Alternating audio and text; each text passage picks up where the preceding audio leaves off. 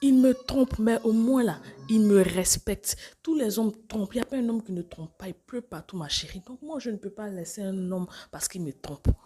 Mesdames, ne vous attendez pas à ce que moi je vienne vous dire de un homme qui vous a trompé. Ou bien comment vous devez vous comporter face à un homme qui vous a trompé. Si ton chéri te trompe, si ton mari te trompe, ou qui que ce soit te trompe et que tu veux rester avec lui malgré tout, tu trouves que c'est le respect, ma chérie, reste avec lui. Maintenant, toi aussi, on te trompe et tu dis que toi, tu te respectes trop pour accepter ce genre de choses-là.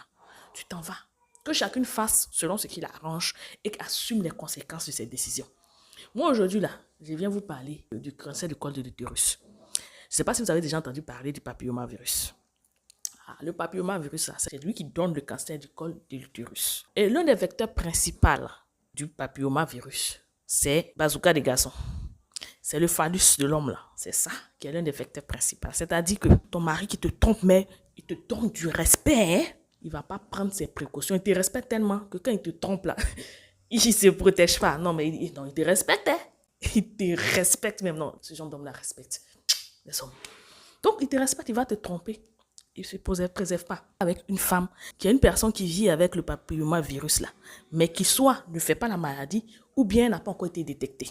Donc, on va dire que c'est une porteuse saine en quelque sorte. Vous savez qu'en général, quand nous les femmes on a des infections là, ça prend du temps avant de se déclencher. Les hommes, s'il a une petite infection, tu vas voir qu'il va avoir des soucis sur son phallus là, on peut vous essayer de le soigner. Mais pour nous là, ça prend du temps.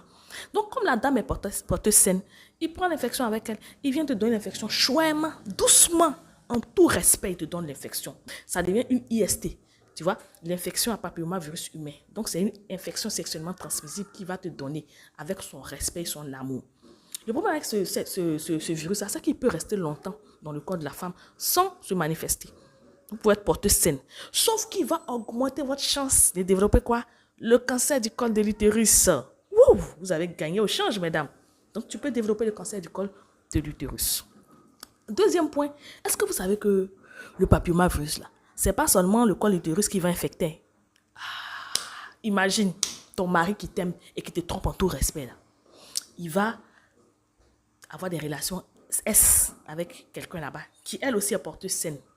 Il vient, il dit chérie, viens chanter à mon micro. Toi aussi tu chantes. Martignana, tout mon âme. Tu finis de chanter, est-ce que tu sais que le papillomavirus là, il peut venir se caler là.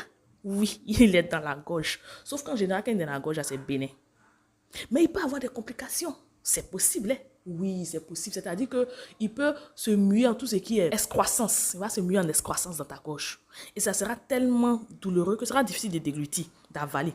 Si malgré tout ça, tu n'as pas su que c'est le papillomavirus, mamie, ça va